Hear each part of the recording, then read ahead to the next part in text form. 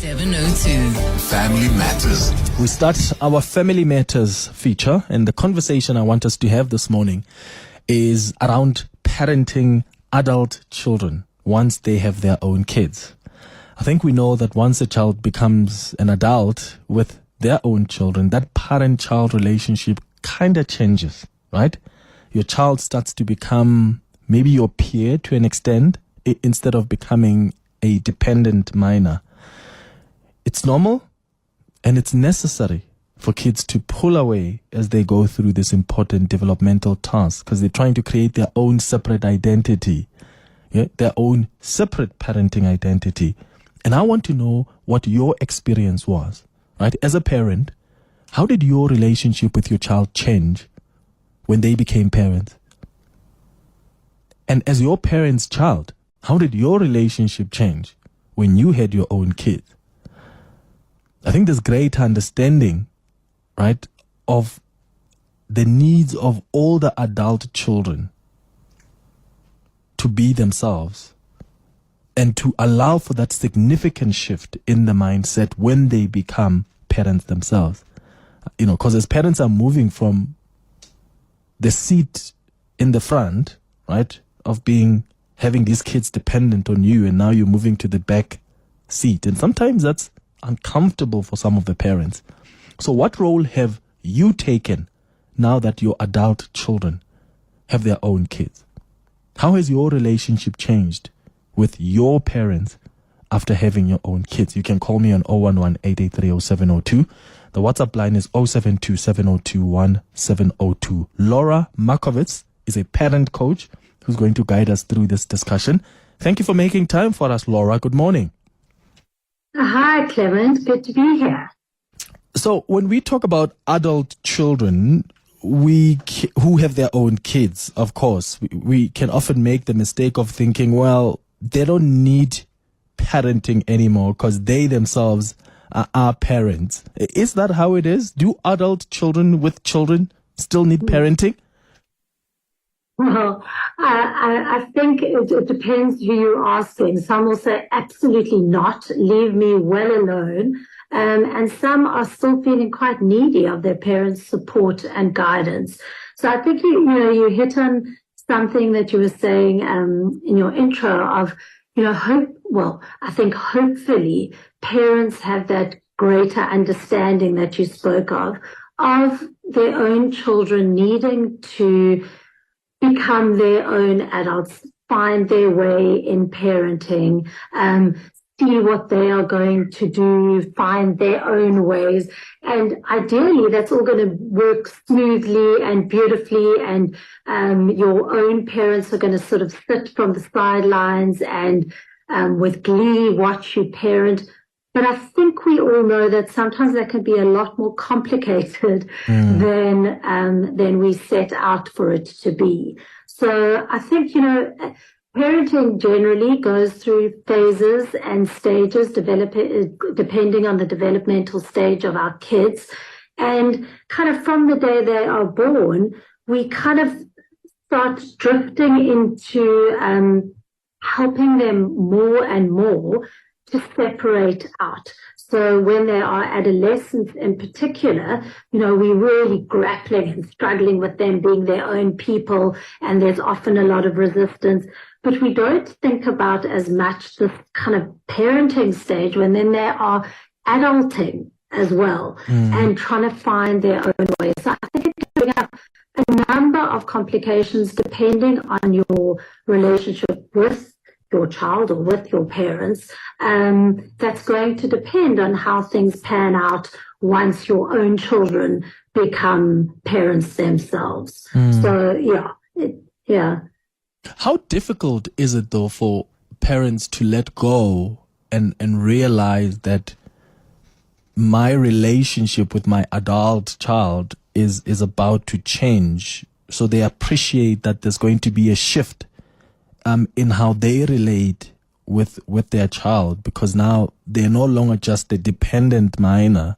They've got their own children. Is it a difficult thing for parents to let go and allow the adult kids themselves to be and even raise their children the way they want to raise them without interfering? Yeah, I think for many it's very hard. For some it's easier. I think it might depend on kind of your parenting style when you were bringing your kids up initially. So not sure if you're familiar, but I'll share a little bit about different parenting styles. And if you have brought your children up in kind of a more permissive style of parenting where you are very much focused on what you perceive their needs to be and trying to just give them whatever you think that they want and not really placing any demands on them, then that's a very permissive style of parenting. Other end of the spectrum is a very authoritarian style of parenting where we're very strict. I'm not really interested in the child's age or stage of development. I'm just placing demands on them.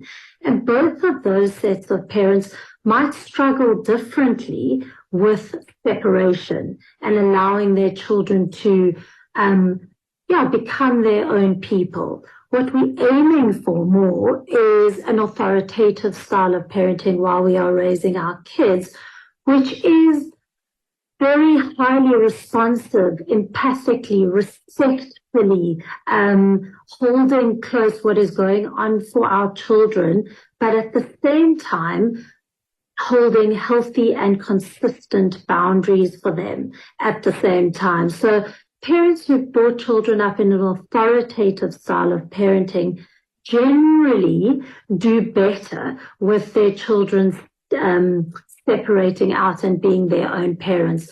But if they've struggled initially with holding respectful, kind, and boundaried relationships, then that is generally something that's going to spill over into this adult relationship. So I mean, it's very, very case dependent in terms of how things have been initially and then how things are going to be. For some, it's absolutely the most incredible experience to see your children becoming parents. And many relationships thrive on that kind of relationship. But for some, it's a lot more complicated and a lot more kind of bound up in issues of control, issues of communication, thinking you need to do it the way I think is correct, not being open to hearing or thinking about your own child's finding their own way to how they would like to parent their children. So absolutely, it's very case specific, but I do think it's kind of bound up in your initial parenting style and how you've raised your kids. So when do you know when you need to intervene and maybe take responsibility as the parent? Because I'm assuming now that, you've got to strike that balance. You don't entirely forgo your responsibility as a parent. You still allow your kid to, be and raise their kids. They want to raise them. You appreciate that there's a slight shift in your relationship, but also you don't want to just, fold your arms and look away and say, well, let them do whatever they want to do. In my experience, and I don't have kids yet, Laura, but my experience with the parents is, especially my mom, is that she's always a mom. like regardless of how old I am, there are questions when I'm traveling and I haven't said anything to her. She'll ask how, why. I'm like, I'm 33 years old. I can decide to leave the country any day. So parents just inherently are always going to be parents. So how do they know this is the best time to intervene and take that responsibility of being a parent, and maybe this is not? I mean, it's such a great question and a very, it's such an important observation, because it's not like this time arrives in adulthood where you go, right, that's it. Everything seems completely in place. My child is emotionally, physically, relationship-wise, everything feels, the stars are aligned, everything is perfect.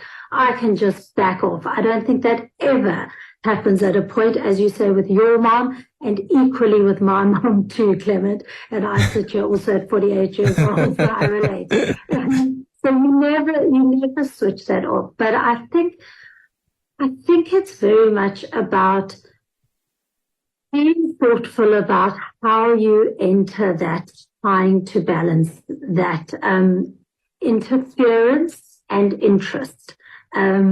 So, absolutely, we don't want, I don't think any parent can just completely switch off. Your heart is in this forevermore. But I think it is being thoughtful about how you are getting involved in your children's lives when they have their own children. And I think that's a very difficult balancing act for parents to take.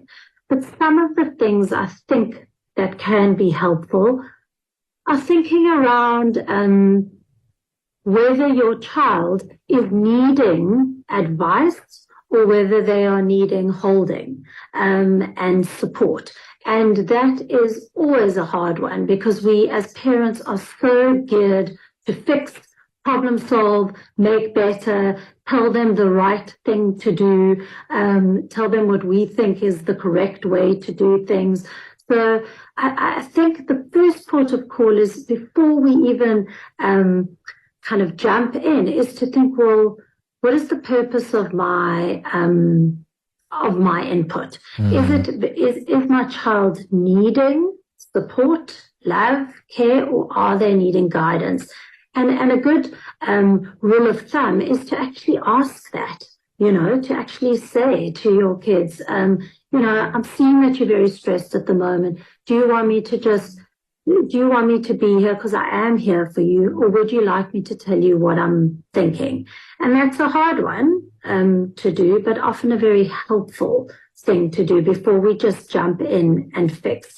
And I think for parents to also say, I'm never going to switch off my care and love and worry and concern for how you are, but to check in, say, is it helpful when I am doing X, Y, Z, or does it upset you? And I think what this really boils down to are two things. One is judgment, issues around judgment, and issues around communication.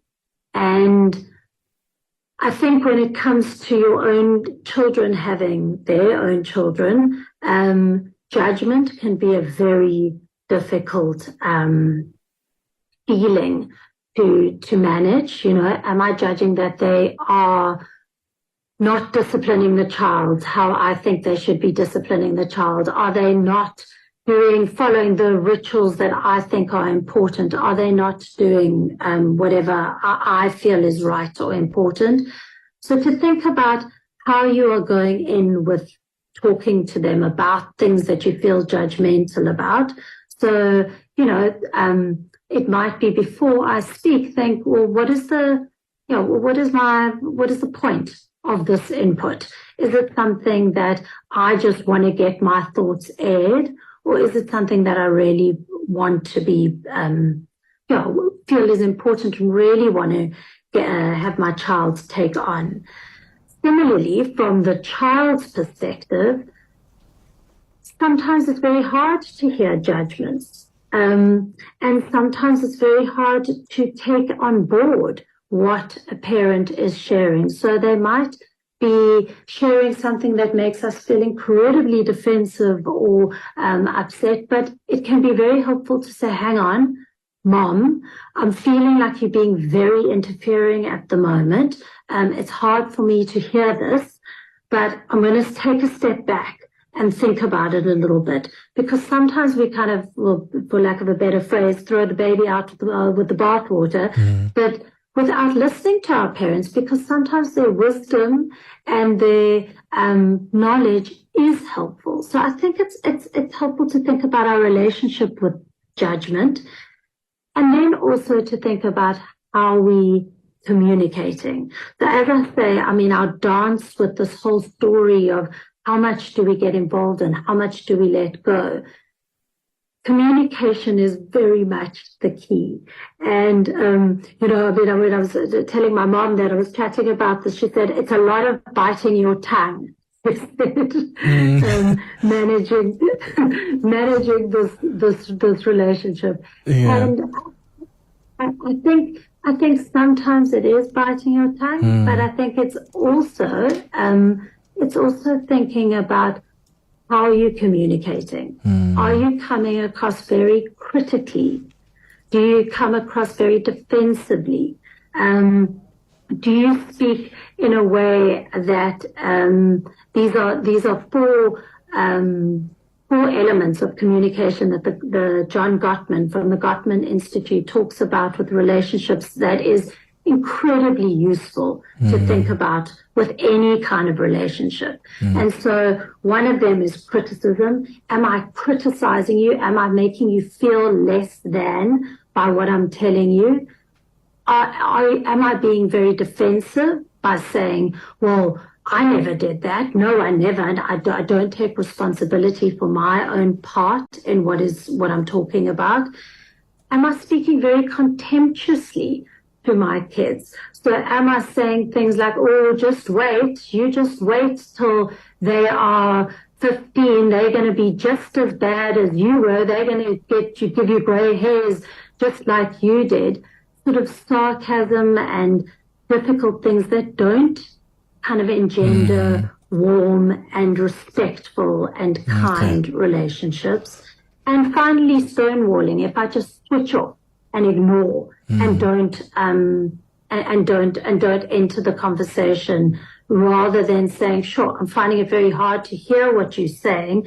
I need to take a little bit of a breather and think about it before I re-enter discussing this. So I think those two things, communication and judgment, and thinking about our relationship with those things, are helpful elements in kind of doing that difficult dance that we have to do of kind of interference and healthy involvement. Yeah. How do you manage that difficult dance? I will take your call on 011-883-0702. Do you bite your tongue as a parent? What's been your experience? How did your relationship with your child change when they became parents? Did you have issues around when they decided we're not going for the christening of our child? Or did you think, no, that's how we've always been doing things, and you sort of are forceful in your approach of parenting, and you want the same to be replicated with your grandkids? And has that, caused some tension between you and your child, the way that you are approaching parenting them as adult children? And I want to hear from the adult children themselves. How are you with your parent now? How are they parenting you? Is it smooth? Is there some level of interference? How do you navigate that? 011-883-0702. 702. Family Matters. If you've just joined us on our Family Matters feature this morning, we are discussing how you can parent adult children once they have their own kids. And I want to know what the dynamic has been between you and your adult children. I want to go straight to your lines now on 011-883-0702. Your WhatsApps as well coming through on 072-702-1702. Hi, Clement. Thanks so much. A good show, and thanks to your guest. I've got this problem also with my parents. They were happy that I got married in 2004. Then they wanted to control everything in my house. I've got 3 kids with my wife, but they still want to control everything. And I've reached a point that they start hating my wife. I don't know where this can stop. I don't know. What can I do? Because this is eating in me. Because I've got kids that I have to support. Then I've got their pressure that I have to nurture. I don't know, Clement. I don't know. Thanks. Please help me. Oh, man, I'm sorry to hear that. I can hear just how stressful this is for you. Laura, how do you approach parents who are crossing the line like that? Yeah, so hard. And I mean, I didn't catch your caller's name, but just, yes, it's such an awfully torn position to be in, because I can hear obviously your parents aren't people that you're prepared to just go, well, that's it, I cut you off. They obviously remain very important to you, and obviously your family, your wife and your children are incredibly important to you. So what do you do in this position? And I think it's first of all acknowledging how incredibly hard it is, but then thinking about what it is that's important to you. And kind of when we in the mix of all these different voices, and I'm sure you've got your wife, you've got your parents, you've got your own voice, it's so hard to find what is actually the essence of what is important to you and what you are wanting. And I think once you start thinking about what is really important to you, your values, your and your wife's intention for your family, to have a strong picture of that, then you work backwards from that. And you think, okay, once I have that clearer, then I can start putting up the boundaries with my parents if need be. And that is going to have to be, putting boundaries up is never easy, but it will require the kind of communication stuff that I spoke about a little bit earlier. So it might mean starting from a point of view of acknowledging that it's very hard for them to watch you parent or have your family in a way that doesn't feel the same or how they had expected it to be. So starting from that point of view, but then to be able to say, this is what is important to me and my family, and this is how I would like things to be. And putting up the boundary of how that's going to be. If your parents are not able to accept that and work around it, then you are going to have to say, look, this is incredibly hard. I want you in our lives. You are very important people in our lives, but I cannot have you in our lives if you are going to be making trouble and hurting my wife as well. You must understand that my position is very difficult, but these are the things that are very important to me. So first of all, it's that communication stuff, and then it's also putting up the boundaries. But it is very, very, very difficult to do. I know that, but it takes, I think, sitting back and thinking about what's really important to you and then following through from there. But yeah, my heart goes out to you because it's a very hard place to be. But I hope that gives you something to think about in terms of changing things. And just to add to that, parent relationships are always up for changing. And if we manage them in a healthy and boundaried and respectful way, there's potential for incredible growth and connection.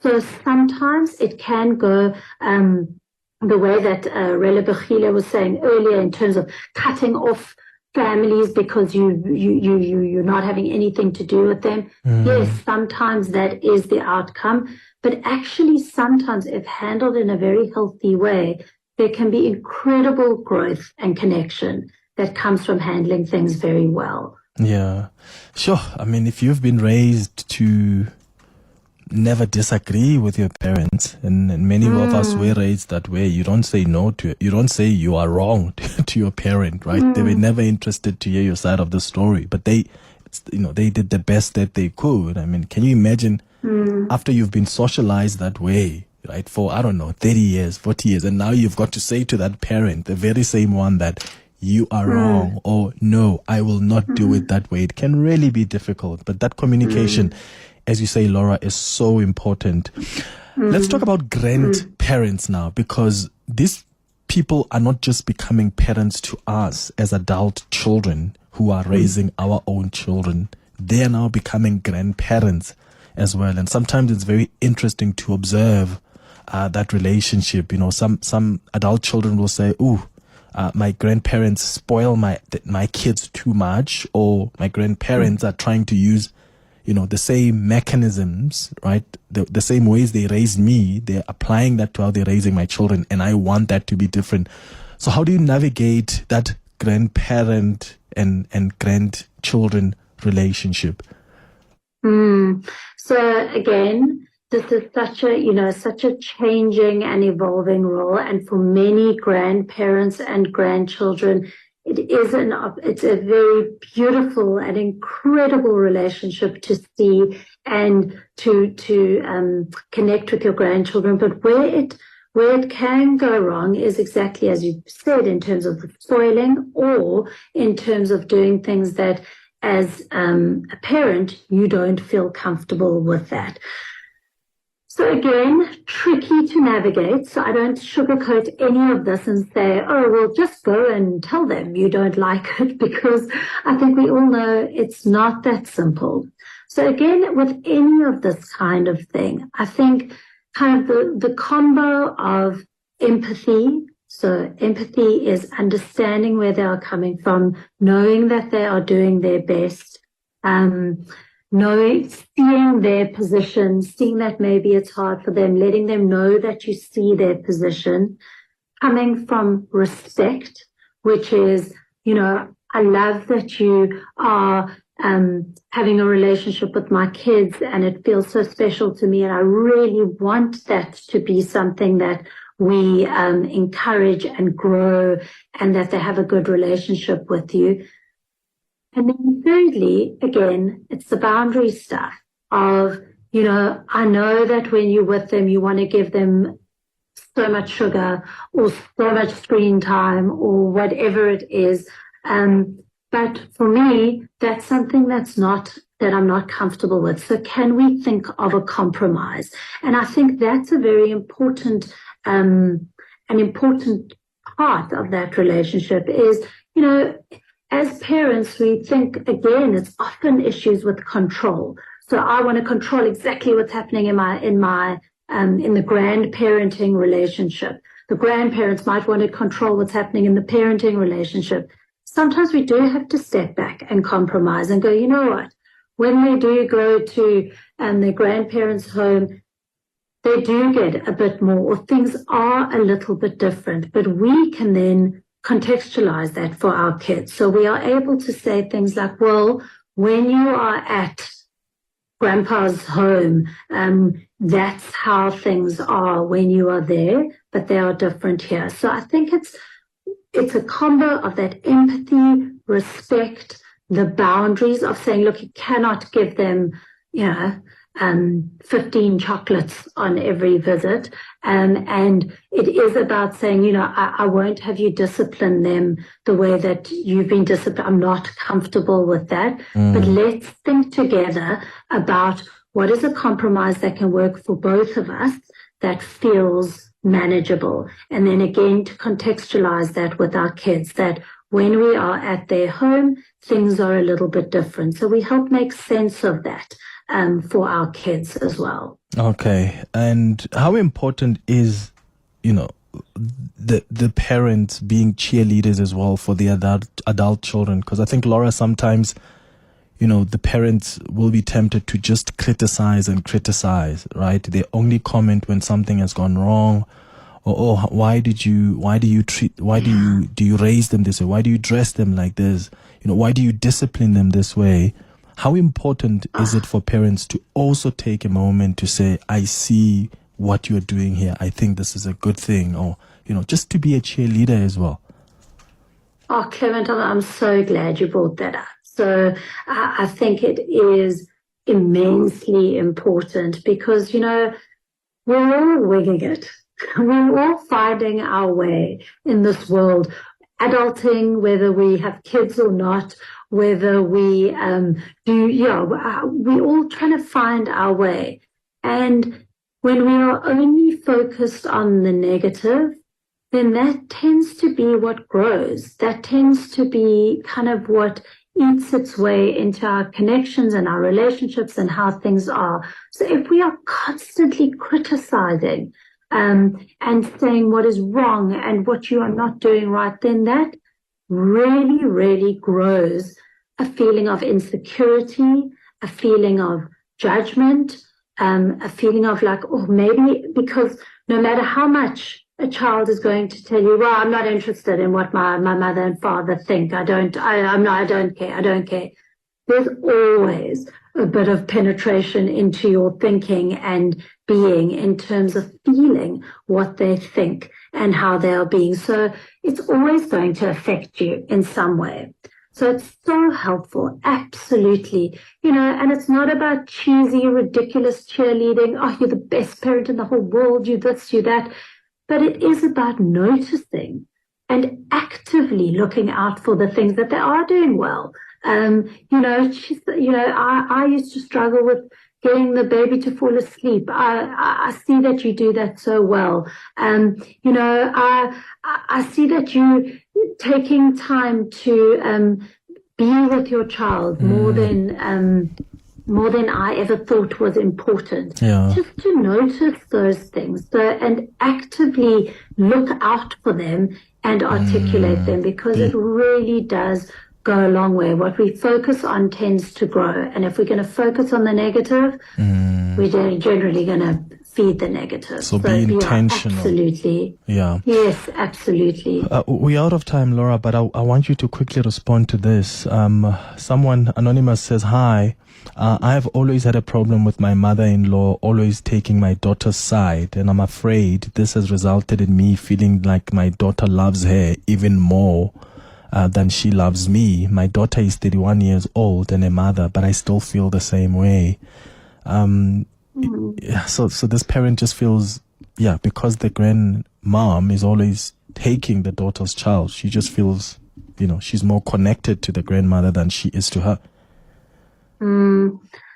I mean, very hard, and obviously I don't know enough, but I suppose just very quickly, two things that come to mind is, it can feel sometimes very threatening when somebody has a close relationship with your child, and sometimes that can feel like a judgment on your own connection and your own relationship. So my first thought is really to focus on your own connection. So rather than, and I know how difficult it can be to kind of watch that stuff, but focus on your own connection with your daughter. So maybe, try find ways that you do get to hang out and do connect differently, not just in a conflict setting. So to grow that relationship and to try not get so fixated and caught up in that, in sort of the what's going on with your mom-in-law, as hard as that is, but find a way to focus on growing your connection and relationship with your own daughter. Yeah, Laura Markowitz, parent coach, thank you. You've been great in guiding us through this important conversation. I appreciate your time.